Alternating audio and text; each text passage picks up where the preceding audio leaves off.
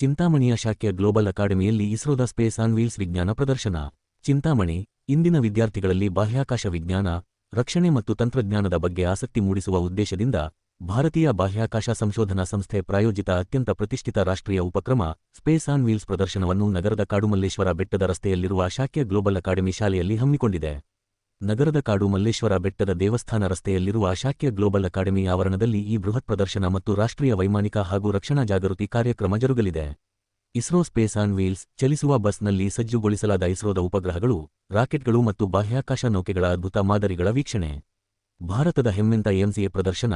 ಭಾರತದ ಸ್ವದೇಶಿ 5ನೇ ತಲೆಮಾರಿನ ಸ್ಟೆಲ್ ಫೈಟರ್ ಪ್ರೋಗ್ರಾಂ ಆದ ಅಡ್ವಾನ್ಸ್ ಕಾಂಬಾಟ್ ಏರ್ಕ್ರಾಫ್ಟ್ ಕುರಿತು ಸಂಪೂರ್ಣ ಸ್ವದೇಶಿ ವಿಮಾನ ಮತ್ತು ಡ್ರೋನ್ ಮಾದರಿಗಳು, ಕೈಯಿಂದ ತಯಾರಿಸಿದ 2D ಮತ್ತು 3D ವಿಮಾನಗಳು, ಬಾಹ್ಯಾಕಾಶ ನೌಕೆಗಳು ಹಾಗೂ ಡ್ರೋನ್ಗಳ ನೇರ ಪ್ರಾತ್ಯಕ್ಷಿಕೆ. ಬಾಹ್ಯಾಕಾಶ ಮತ್ತು ರಕ್ಷಣಾ ಸಂಸ್ಥೆಗಳ ಪರಿಚಯ. DRDO, ISRO, HAL, NAS, ADA, ಭಾರತೀಯ ಸಶಸ್ತ್ರ ಪಡೆಗಳ, ಭೂಸೇನೆ, ನೌಕಾಸೇನೆ, ವಾಯುಸೇನೆ ಸಾಧನೆಗಳ ಪರಿಚಯ. ವೈಮಾನಿಕ ಇತಿಹಾಸ. ಪುಷ್ಪಕ ವಿಮಾನದ ಕಾಲದಿಂದ ಇಂದಿನ ಅತ್ಯಾಧುನಿಕ HAL ತೇಜಸ್ ವರೆಗಿನ ಭಾರತೀಯ ವಿಮಾನಯಾನದ ರೋಚಕ ಪಯಣ. ಉದ್ಯೋಗ ಮಾರ್ಗದರ್ಶನ. ವಿದ್ಯಾರ್ಥಿಗಳಿಗೆ ಬಾಹ್ಯಾಕಾಶ, ರಕ್ಷಣೆ ಮತ್ತು ಖಚಿತ ವಿಜ್ಞಾನ, ತಂತ್ರಜ್ಞಾನ, ಇಂಜಿನಿಯರಿಂಗ್, ಗಣಿತ ಕ್ಷೇತ್ರಗಳಲ್ಲಿರುವ ಉಜ್ವಲ ಅವಕಾಶಗಳ ಬಗ್ಗೆ ಮಾಹಿತಿ. ಈ ಕಾರ್ಯಕ್ರಮದಲ್ಲಿ ಡಿಆರ್ಡಿಒ ಮಾಜಿ ಹಿರಿಯ ಸಂಶೋಧನಾ ಸಹೋದ್ಯೋಗಿ ಹಾಗೂ ಬೆಂಗಳೂರಿನ ಕಾಲಿನ್ಸ್ ಏರೋಸ್ಪೇಸ್ ಸಂಸ್ಥೆಯ ಹಿರಿಯ ಪ್ರಮುಖ ಏರೋಸ್ಪೇಸ್ ಇಂಜಿನಿಯರ್ ಆಗಿರುವ ಪ್ರದೀಪ್ ಲಕ್ಷ್ಮಣ್ ಸವಳ್ಳರ್ ಅವರು ವಿಶೇಷ ಅತಿಥಿಯಾಗಿ ಪಾಲ್ಗೊಂಡು ವಿದ್ಯಾರ್ಥಿಗಳೊಂದಿಗೆ ಸಂವಾದ ನಡೆಸಲಿದ್ದಾರೆ ಹಾಗೂ ವೈಮಾನಿಕ ಶಾಸ್ತ್ರದ ಸರಳ ತತ್ವಗಳನ್ನು ಪ್ರಾಯೋಗಿಕವಾಗಿ ವಿವರಿಸಲಿದ್ದಾರೆ. ಚಿಂತಾಮಣಿ ಮತ್ತು ಸುತ್ತಮುತ್ತಲಿನ ಎಲ್ಲಾ ಸರ್ಕಾರಿ, ಅನುದಾನಿತ, ಸಿಬಿಎಸ್ಇ, ಐಸಿಎಸ್ಇ ಮತ್ತು ಅಂತರರಾಷ್ಟ್ರೀಯ ಶಾಲೆಗಳ ವಿದ್ಯಾರ್ಥಿಗಳು ಹಾಗೂ ಶಿಕ್ಷಕರು ಈ ಅಪೂರ್ವ ಪ್ರದರ್ಶನದಲ್ಲಿ ಭಾಗವಹಿಸಲು ಶಾಕ್ಯ ಗ್ಲೋಬಲ್ ಅಕಾಡೆಮಿ ಆಡಳಿತ ಮಂಡಳಿ ಮುಕ್ತ ಆಹ್ವಾನ ನೀಡಿದೆ. ನಿಮ್ಮ ಶಾಲೆಯ ಪ್ರವೇಶವನ್ನು ಖಚಿತಪಡಿಸಿಕೊಳ್ಳಲು shakyaglobal@gmail.com ಸಂಪರ್ಕಿಸಬಹುದು. ಬನ್ನಿ, ದೇಶದ ಮುಂದಿನ ಪೀಳಿಗೆಯ ಆವಿಷ್ಕಾರಕರಲ್ಲಿ ವೈಜ್ಞಾನಿಕ ಕುತೂಹಲವನ್ನು ಜಾಗೃತಗೊಳಿಸೋಣ ಎಂದು ಸಂಸ್ಥೆಯ ಪ್ರಕಟಣೆ ತಿಳಿಸಿದರು.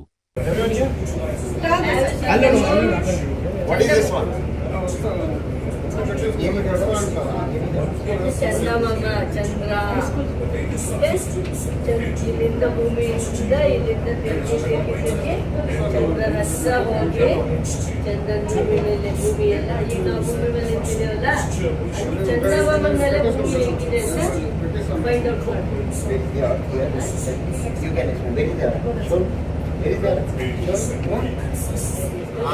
Very nice.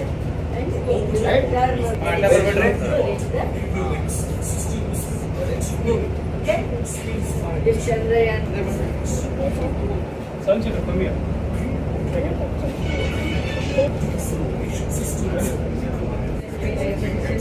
Space exhibition. And good morning, all of you.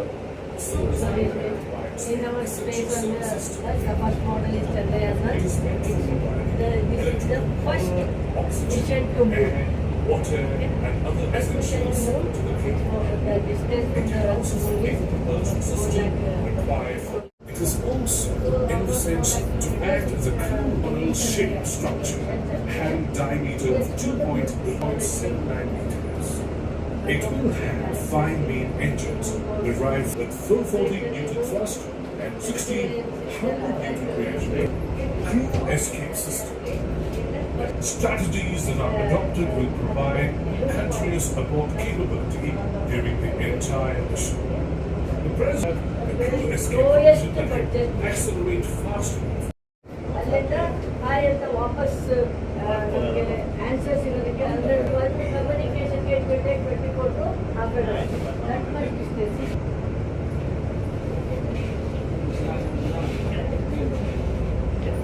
Services, search and rescue.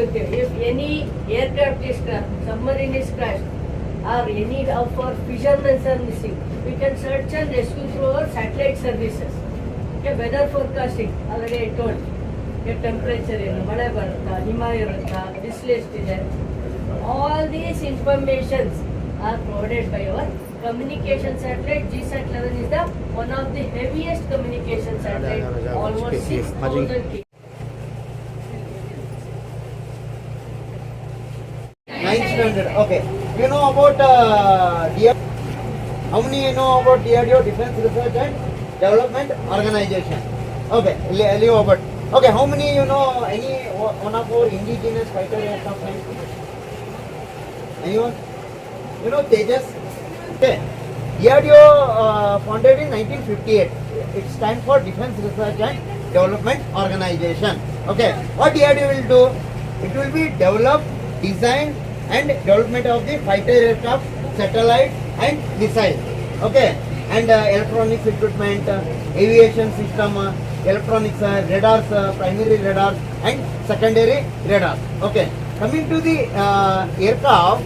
Okay, we have the India's first indigenous aircraft, LCA Tejas. Okay, this is we call the LCA Tejas aircraft. I will tell you what is the name of the aircraft. Tejas aircraft. Okay, it is a indigenous Indian single engine 4.5 generation delta wing multi-role combat aircraft designed by Defense Research and Development Organization and Aeronautical Development Agency and manufactured by Hindustan Aeronautical Limited for our armed forces, Indian Navy and Indian Air Force. Okay, you know what is the speed of this aircraft? 2220 kilometers per hour, 1.8 Mach. That is the speed of this aircraft. Total we have the 9 hard points in this aircraft. Okay, 9 hard points means you can able to see the air-to-air missile, air-to-surface missile, air-to-ground missile. So these all are the hard points. This is a completely indigenous aircraft. We call it 4.5 generation fighter aircraft. Okay, so this is just a indigenous aircraft LCA Tejas. Okay, so before this one, you should know about the what are the 5 main components of the aircraft. Okay, so yeah, see, can you able to see this is the passenger aircraft, Boeing 777 passenger aircraft. Okay, can you able to see the long hollow tube? Okay, this we call the fuselage. What is fuselage? That is the first main components of the aircraft. We call the fuselage. If you open the inside the fuselage, all passenger will sit here. Can you able to see all the seats? Yeah, that is the first main components of the aircraft, fuselage.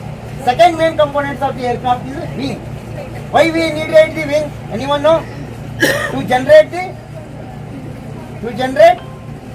lift. Okay, to generate the lift. That is the it is attached to the and former research scientist in DRDO. Presently I am working in Collins Aerospace. Okay, I started 5 years back aerospace and defense awareness campaign for schools. Till now I reached more than 5 lakh government school, 5 lakh students. I reached at 120 plus schools. Aircraft name. What is the name of the aircraft? Anyone? Any aircraft name? Okay. Little princess and prince. ಪುಟಾಣಿಗೆ ಇಂದಿನ ಪುಟಾಣಿಗಳೇ ಮುಂದಿನ ನಾಳೆಯ ದೇಶದ ಭವಿಷ್ಯ ಮಾತ್ರ ಕೊಂಡಾಡಿದ್ದೀವಲ್ಲ. ಇವತ್ತಿನ ದಿನ ನಾವು ವಿಜ್ಞಾನ ಅಂತಂದ್ರೆ ಓಡಿ ತಿಳಿ ಮಾಡಿ ಕಲಿ ಅಲ್ವಾ? Right or wrong? Practically you do it and you learn from that, right? Today we have brought our bus Space on Wheels. ಗಾಲಿಗಳ ಮೇಲೆ ಬಾಹ್ಯಾಕಾಶ. ರಾತ್ರಿ ಆಕಾಶ ನೋಡಿದಾಗ ಎಷ್ಟೊಂದು ಸೂರ್ಯ, ಬೆಳಿಗ್ಗೆ ಸೂರ್ಯ ಕಾಣ್ತಾನೆ, ರಾತ್ರಿ ಆಕಾಶದಲ್ಲಿ ಚಂದ್ರ, ನಕ್ಷತ್ರ, ತಾರಾಪುಂಜ ಎಲ್ಲ ಕಾಣುತ್ತಲ್ವಾ? ಈ ಕಣ್ಣಿಂದ ಕಣ್ಣಿಂದ ನೋಡ್ತಿರತ್ತಾನೆ ಆಕಾಶನ. ಆ ಆಕಾಶದಲ್ಲಿರುವಂತ ಗ್ರಹಗಳನ್ನೆಲ್ಲ ಮುಟ್ಟುವಂತವರು ಇಸ್ರೋದವರು. ಮಾರ್ಸ್, ಮೂನ್, ಚಂದ್ರ, ಮಂಗಳ, ಮುಂದೆ ಶುಕ್ರ, ಅದಾದ್ಮೇಲೆ ಚಂದ್ರನ ಮೇಲೆ ಮನುಷ್ಯನ್ ಕಳಿಸೋವಂತ ಪ್ಲಾನ್ ಕೂಡ ನಮ್ಗಿದೆ. ಈಗ ನಾವೆಲ್ಲ ಇಲ್ಲೆಲ್ಲ ಮನೆ ಮಾಡ್ಕೊಂಡಿದೀವಲ್ವಾ? Earth is a home for us. So, space ಅಲ್ಲೂ ಹೋಗಿ ಅಲ್ಲಿ ಒಂದು ಮನೆ ಕಟ್ಟುವಂತ ಗುರಿ ನಮಗಿದೆ. Okay, we have plan to build a habitat ಅಥವಾ home at space. Bharatiya Antariksh Station by 2035. We are planning to build our own space station.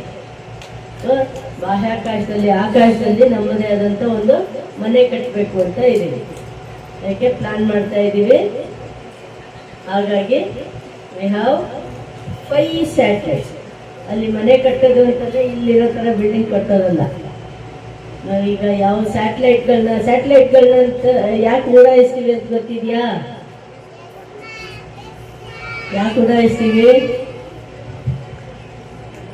Satellites are providing. Satellite ಅಂದರೆ ಸ್ಪೇಸಲ್ಲಿರುವಂಥ ಒಂದು ಆಬ್ಜೆಕ್ಟ್, ಒಂದು ವಸ್ತು ಭೂಮಿ ಸುತ್ತ ತಿರುಗುತ್ತೆ. ಹಾಗೆ ಸುತ್ತೋದ್ರಿಂದ ಏನಾಗುತ್ತೆ? ಭೂಮಿ ಮೇಲೆ ಏನೇನಿದೆ, ಮಣ್ಣಿದೆಯಾ, ನೀರಿದೆಯಾ, ಫಾರೆಸ್ಟ್ ಇದೆಯಾ, ಮಿನರಲ್ಸ್ ಇದೆಯಾ, ಓಷನ್ನಲ್ಲಿ ಎಷ್ಟು ಮೀನು ಸಿಗುತ್ತೆ, ಈ ಎಲ್ಲ ಇನ್ಫಾರ್ಮೇಷನನ್ನು ನಮ್ಮ ಸ್ಯಾಟಲೈಟ್ಗಳು ಕೊಡುತ್ತೆ. ಓಕೆ, ಅಲ್ಲ ಇವತ್ತು ಇಲ್ಲಿ ನಿಮ್ಮೂರಲ್ಲಿ ಎಷ್ಟು ಗಾಳಿ ಬೀಸುತ್ತೆ, ಎಷ್ಟು ಬಿಸಿಲಿರುತ್ತೆ, ಎಷ್ಟು ಮಳೆ ಬರುತ್ತೆ, weather forecasting, weather report, all these services are provided by our satellites. So ನಾವೆಲ್ಲರೂ ಸ್ಪೇಸ್ಗೆ ಹೋಗಿ ಸ್ಯಾಟಲೈಟ್ ಅಲ್ಲಿಂದ ಹತ್ರ ನೋಡೋಕ್ಕಾಗಲ್ಲ ಅಲ್ವಾ? ಅದಕ್ಕೆ we have brought a bus which is full of satellites. Okay, ಒಳಗಡೆ ಸ್ಯಾಟಲೈಟ್ ಮಾಡೆಲ್ಸ್ ಇದೆ. Will explain you there which satellite is doing what work, ಯಾವ ಸ್ಯಾಟಲೈಟ್ ನಮ್ಗೆ ಏನೇನು ಇನ್ಫಾರ್ಮೇಷನ್ ಕೊಡುತ್ತೆ. ಇವತ್ತು ನೀವು ನಿಮ್ಮ ಪಕ್ಕದ ಮನೆಗೆ ಹೋಗ್ಬೇಕಾದ್ರೆ ಅಥವಾ ಯಾವ್ದೋ ಮನೆಗೆ ಹೋಗ್ಬೇಕಾದ್ರೆ, ಸರ್ ನಿಮ್ಮ ಮನೆ ಅಡ್ರೆಸ್ ಹೇಳಿ ಅಂತ ಕೇಳ್ತೀರಾ? ಕೇಳ್ತೀವಾ? What we ask? share the location, right? So who is sharing this location information? Satellites. For the different satellites, for weather, today what is the temperature, how much rainfall is going to happen, this information is given by the weather information ಕೊಡುವಂಥ satellites. Okay, mines, minerals, forest, ಈ ಥರ ಪ್ರತಿಯೊಂದಕ್ಕೂ ಒಂದೊಂದು satellite ಇದೆ. All satellites are there in one small bus. It's a mini bus which is having lots of knowledge about the space. Okay, you explore the bus, you gain the knowledge. Whatever you want to ask, you can ask the questions. ನಿಮ್ಗೆ ಏನೇ question ಯಾವ ಥರ ಇದನ್ನ ಮೇಡಮ್ನ ಕೇಳಬೇಕು ಬೇಡವಾ ಅಂತೇನಿಲ್ಲ. ನಿಮ್ಗೆ ಏನು ಕೇಳಬೇಕು ಅಂದ್ರೂ ಕೇಳಬೇಕು. ಅಲ್ಲಿ ಎಕ್ಸ್ಪ್ಲೇನ್ ಇರಬೇಕು. Okay, God bless you. ಮೊದಲ ಗುರು, ಮನೆಯೇ ಮೊದಲ ಪಾಠಶಾಲೆ.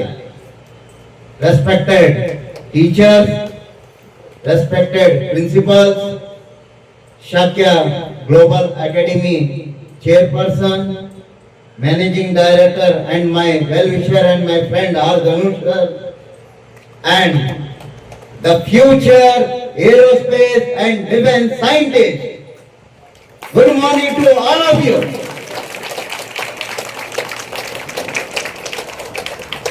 You know why we are here? Anyone? ಯಾರಿಗಾದ್ರೂ ಗೊತ್ತಾ ನಾವು ಏಕೆ ಇಲ್ಲಿ ಕಾರ್ಯಕ್ರಮವನ್ನು ಮಾಡ್ತಾ ಇರೋದಂತ? Anyone? Okay. You stand. Here, why we are here? Please give to the mic. Aircraft ಅಂದ್ರೆ ಇಷ್ಟ? Okay. ಸ್ಪೇಸ್ ಅಂದ್ರೆ ಇಷ್ಟ? ಸ್ಪೇಸ್ ನಲ್ಲಿ ಏನ್ ನೋಡ್ತೀರಿ ನೀವು? ಆಕಾಶದಲ್ಲಿ ಏನ್ ನೋಡೋದು? Learn about space and planets and stars. Space, planet and star. Very nice. Okay. Satellite. Okay. Can you tell any one satellite? You know, communication satellite. Sir, which helps us in communication. Which wherever we are, it helps us in communication. Okay. Very nice. About the satellites and some models of satellites. Satellites, right? Okay, very nice. Conducting one-day workshop. Okay, aerospace and defense awareness workshop. What is aerospace? What is the defense? Okay, you should know, right? You know, anyone know ISRO? Indian Space Research Organization. Can you tell any one achievement of ISRO? Yes, anyone? Chandrayana 1, Chandrayana 2 and Chandrayana 3. You know what is Chandrayana 1 did? Chandrayana 1 launched in 2008, right? ನಮ್ಮ ವಿಶ್ವದ ಮೊದಲನೇ ರಾಷ್ಟ್ರ ಚಂದ್ರನ ಮೇಲೆ ನೀರಿನ ಅಣುಗಳನ್ನು ಪತ್ತೆ ಮಾಡಿದ ವಿಶ್ವದ ಮೊಟ್ಟ ಮೊದಲನೇ ರಾಷ್ಟ್ರ ಅದು ನಮ್ಮ ಭಾರತ ದೇಶ. ಕರೆಕ್ಟ್ ಅಲ್ವಾ? 2008ರಲ್ಲಿ ಅಲ್ಲಿಂದ ಪ್ರಾರಂಭವಾದ ಚಂದ್ರಯಾನನ ಜರ್ನಿ 2023 2023 ಆಗಸ್ಟ್ 23 ಚಂದ್ರಯಾನ 3 ಏನ್ ಮಾಡುತ್ತೆ? ಚಂದ್ರಯಾನ 3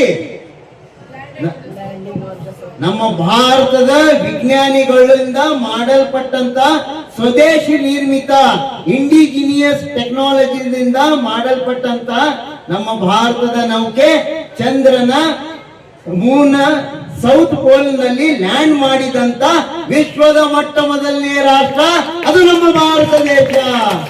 ಹೌದಲ್ಲ?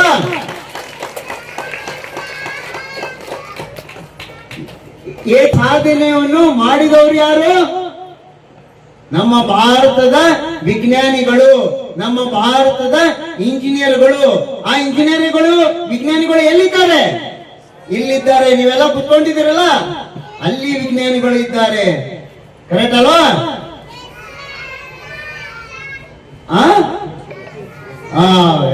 ಗುಡ್. ಸೊ ನಿಮಗೆ ಏರ್ಕ್ರಾಫ್ಟ್ ಅಂದ್ರೆ ಗೊತ್ತಾ? ಏನ್ ನೋಡ್ತೀರಿ ಆಕಾಶನಲ್ಲಿ? ಏರ್ಕ್ರಾಫ್ಟ್ ಅಂದ್ರೆ ಲೈಟ್ ನೋಡ್ತೀರಿ. ಹಕ್ಕಿಗಳು ನೋಡಿದಿರಿ? ಹಕ್ಕಿಗಳು ಹೆಂಗೆ ಮೇಲೆ ಹಾರಾಡುತ್ತದೆ?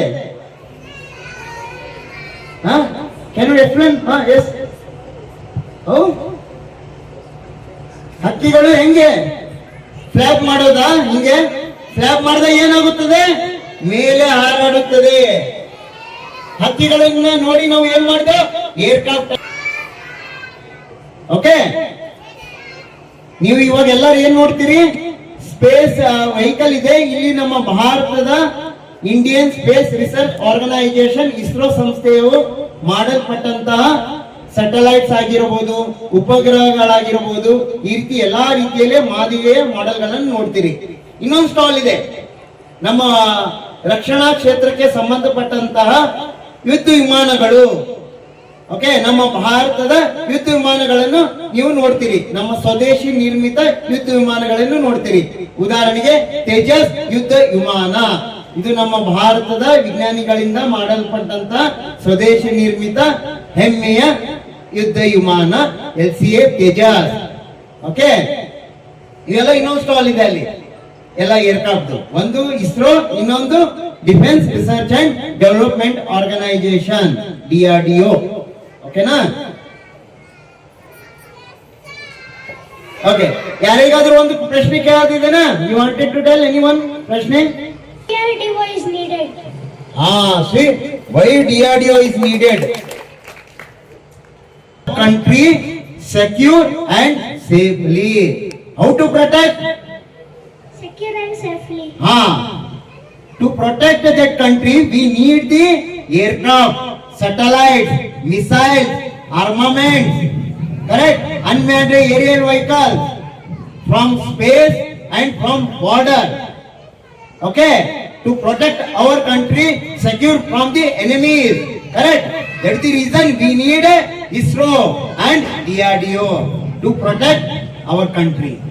Okay, got it? Very nice. Chandrayaan failed mission. First of all, it is a partially success mission. Clap.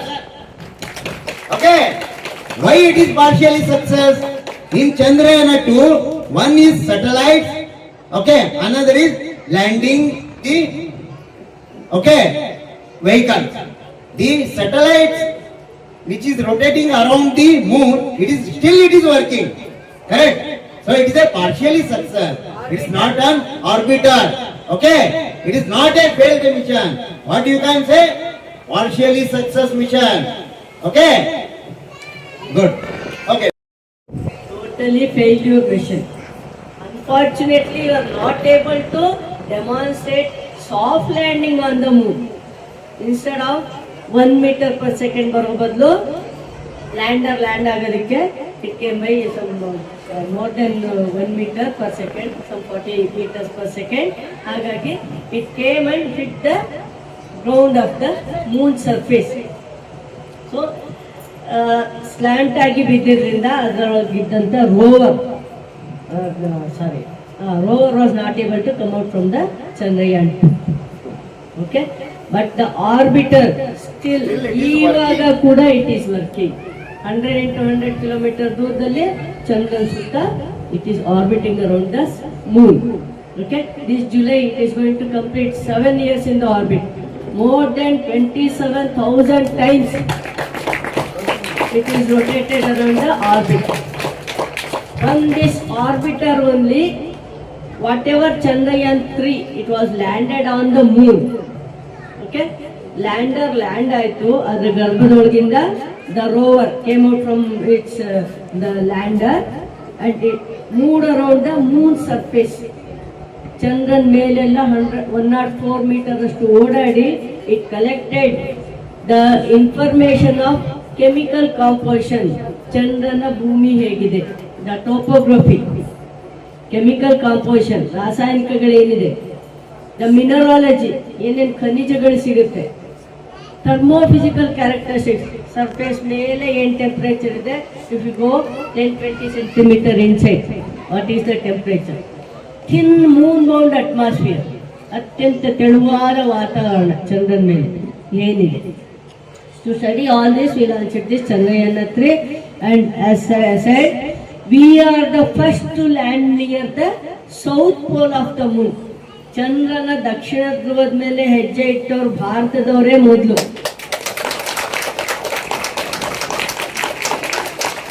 Chandrayaan 1, it found out water molecules. ಇಡೀ ಪ್ರಪಂಚಕ್ಕೆ ನೀರಿದೆ ಅಂತ ತೋರಿಸ್ಕೊಟ್ಟಿದ್ದೆ ನಮ್ಮ ಚಂದ್ರಯಾನ 1. ಹಾಗಾಗಿ ದಕ್ಷಿಣ ಧ್ರುವ ತುಂಬ ಪ್ರೀಶಿಯಸ್ ಎಲ್ಲರೂ, ಯಾಕಂದರೆ ಆ ಸೌತ್ ಪೋಲಲ್ಲಿ ಆ ಶಾಡೋ ಪೋರ್ಷನ್ ಏನಿದೆ ಅಲ್ಲಿ ಇದುವರೆಗೂ ಸೂರ್ಯನ ಬೆಳಕೆ ಬಿದ್ದಿಲ್ಲ. ಹಾಗಾಗಿ ಅದನ್ನು ಎಕ್ಸ್ಪ್ಲೋರ್ ಮಾಡೋದಕ್ಕೆ ಎಲ್ಲ ದೇಶಗಳನ್ನು ತಾಮುಂದು ಅಂತಿದ್ದಾರೆ. ಬಟ್ ಸಕ್ಸಸ್ಫುಲ್ ಫಸ್ಟ್ ಆಗಿ ಲ್ಯಾಂಡ್ ಆದವರು ಭಾರತದವರೇ ಮೊದಲು. So this is the success of our Chandrayaan. Chandrayaan 2 was not A total failure. Okay, unfortunately, I am not able to demonstrate the landing, soft landing.